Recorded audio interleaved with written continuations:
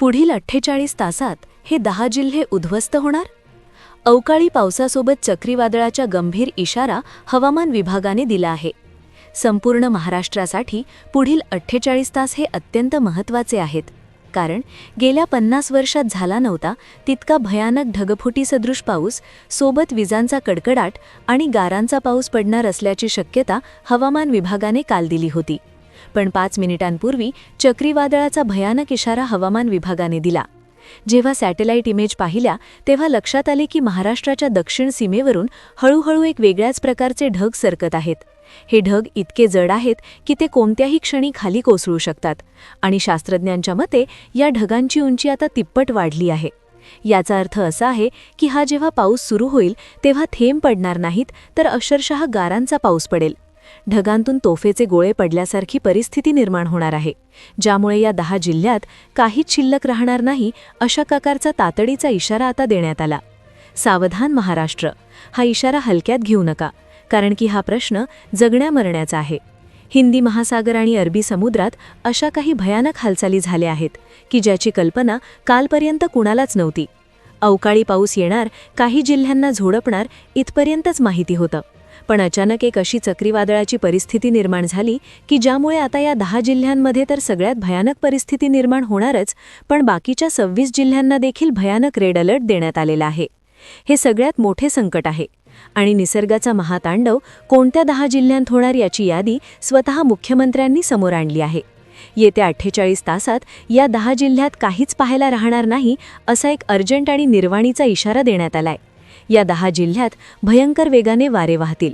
इतकी गारपीट होईल की जमिनीला देखील हादरे बसणार. विजांचा कडकडाट इतका होईल की अक्षरशः घरांच्या काचा फुटणार, भिंतींना चिरा पडणार. होय, अचानक एक विचित्र परिस्थिती निर्माण झाल्याने हा एक गंभीर इशारा देण्यात आलाय. मग काय इशारा देण्यात आलाय?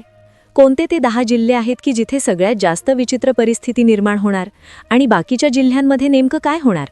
पहा, 48 तास खूप महत्त्वाचे आहेत. त्यामुळे तुम्ही या 10 जिल्ह्यांची यादी न पाहता जर व्हिडिओ बंद केला तर कदाचित तुमच्या आयुष्यातली खूप मोठी चूक तुम्ही कराल. कारण की विचार करा, आज रात्री तुम्ही जर झोपले, तुम्ही गाढ झोपेत असाल आणि अचानक तुमच्याच भागामध्ये जर अशा प्रकारचे भयानक संकट उभे राहिले तर तुम्ही काय कराल? तर त्यामुळेच आजच्या व्हिडिओमध्ये आपण 10 जिल्ह्यांची यादी, सरकारने काय काळजी घ्यायला सांगितलेली आहे, सगळी सविस्तर माहिती तुम्हाला व्हिडिओमध्ये देणार आहे. त्यामुळे आजचा हा व्हिडिओ लक्षपूर्वक पहा. पुढील 48 तासात महाराष्ट्रातील या 10 जिल्ह्यांवर निसर्गाचा तांडव होणार अशी धक्कादायक माहिती हवामान विभागाकडून समोर आली आहे. सध्या लोकांना हे खोटे वाटते, कारण की सगळीकडे ऊन पडले, कोणाला शक्यता देखील वाटत नाही की पाऊस येईल. पण लक्षात घ्या, अरबी समुद्राच्या मध्यभागातील पाण्याचा रंग अचानक काळपट झाला असून तिथे उष्ण वाफांचे लोट हवेत जात आहेत.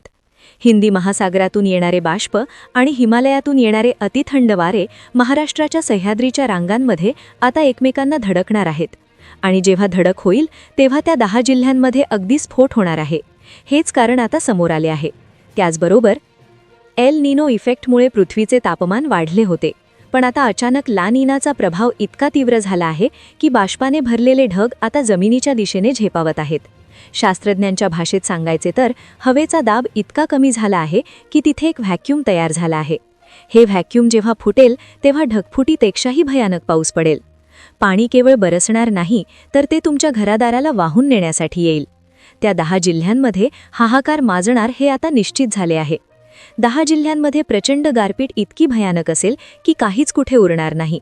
घरांची छपरं उडून जातील आणि रस्ते नद्या बनतील. कोणते आहेत ते 10 जिल्हे? व्हिडिओ पाहत रहा. महाराष्ट्राच्या इतिहासात मार्च महिना हा उन्हाळ्यासाठी ओळखला जातो, पण यावेळेस मार्च महिना मरणाचा महिना ठरणार आहे. हवामान शास्त्रज्ञांच्या मते बाष्पाचे हे ढग सध्या ज्या वेगाने सरकत आहेत ते पाहता 10 जिल्ह्यांसाठी पुढची रात्र ही शेवटची शांत रात्र असू शकते. वारंवार सांगितलं जातंय की या 10 जिल्ह्यांमध्ये राहणाऱ्या लोकांनी आपले डोळे उघडे ठेवावेत. विजांचा कडकडाट असा असेल की तुमच्या खिडक्यांचा काचा फुटतील. गारांचा आकार क्रिकेटच्या चेंडू एवढा असू शकतो. विचार करा, जेव्हा अशा गारा ताशी 100 किलोमीटर वेगाने तुमच्या घरावर पडतील तेव्हा तुमची कच्ची घरे सुरक्षित राहतील का? 10 जिल्हे उद्ध्वस्त होणार ही केवळ भीती नसून ही आता एक कटू सत्य परिस्थिती बनत चालली आहे. या 10 जिल्ह्यांमध्ये शेतीचा तर असा विध्वंस होईल की पुढची अनेक वर्षे तिथली जमीन पुन्हा उभी राहू शकणार नाही. कोणत्या 10 जिल्ह्यांना सर्वात गंभीर रेड अलर्ट देण्यात आला आहे? या यादीत तुमच्या जिल्ह्याचे नाव तर नाही ना?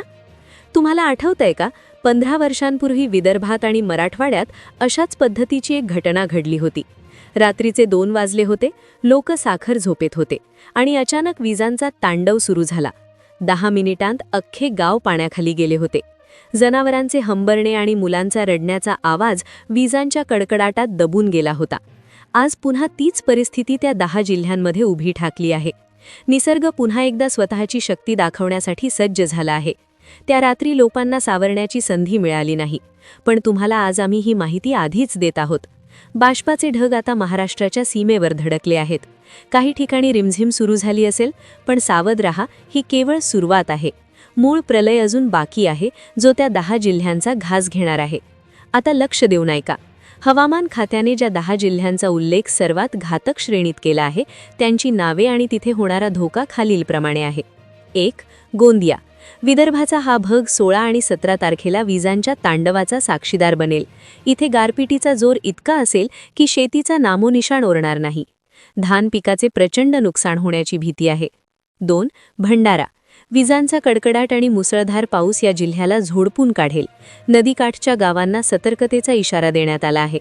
3. चंद्रपूर. तापमानाचा पारा 40 अंशांवर असताना अचानक येणारा हा पाऊस इथे विनाश घडवून आणेल. उष्णता आणि पाऊस यांचा संगम इथे भयानक वावटळी निर्माण करू शकतो. 4. गडचिरोली. घनदाट जंगलाच्या या भागात विजा पडण्याचे प्रमाण सर्वाधिक असेल. जंगलातील प्राण्यांना आणि कच्च्या घरांना मोठा धोका आहे. 5. यवतमाळ. शेतकऱ्यांचा हा जिल्हा 18 मार्चला गारपिटीमुळे अक्षरशः उद्ध्वस्त होईल. पांढरं सोनं म्हटल्या जाणाऱ्या कपाशीचे आणि इतर पिकांचे अतोनात नुकसान होईल. हिंगोली. मराठवाड्यातील या जिल्ह्याला रेड अलर्ट देण्यात आला आहे. इथे आभाळ फाटण्याची भीती व्यक्त केली जात आहे. 7. नांदेड. इथे वाऱ्याचा वेग सर्वाधिक असेल. ताशी 100 किलोमीटर वेगाने वाहणारे वारे विजेचे खांब आणि झाडे पाडू शकतात. 8. लातूर.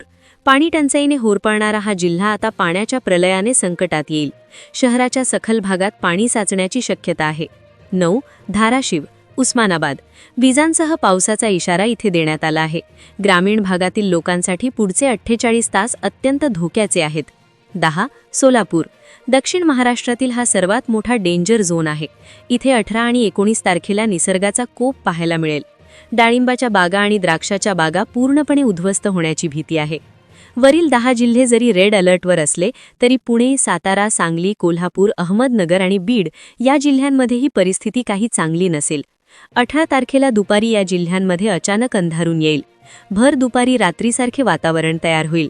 कोकणातील रायगड, रत्नागिरी आणि सिंधुदुर्ग या जिल्ह्यांमध्ये समुद्रात उंच लाटा उसळतील. हे संकट केवळ 10 जिल्ह्यांपुरते मर्यादित नाही, तर ते संपूर्ण महाराष्ट्राला आपल्या विळख्यात घेणार आहे. मित्रांनो, आता आपण जी 10 जिल्ह्यांची नावे आणि हवामान विभागाचा इशारा ऐकला, तो खरोखरच अंगावर शहारे आणणार आहे.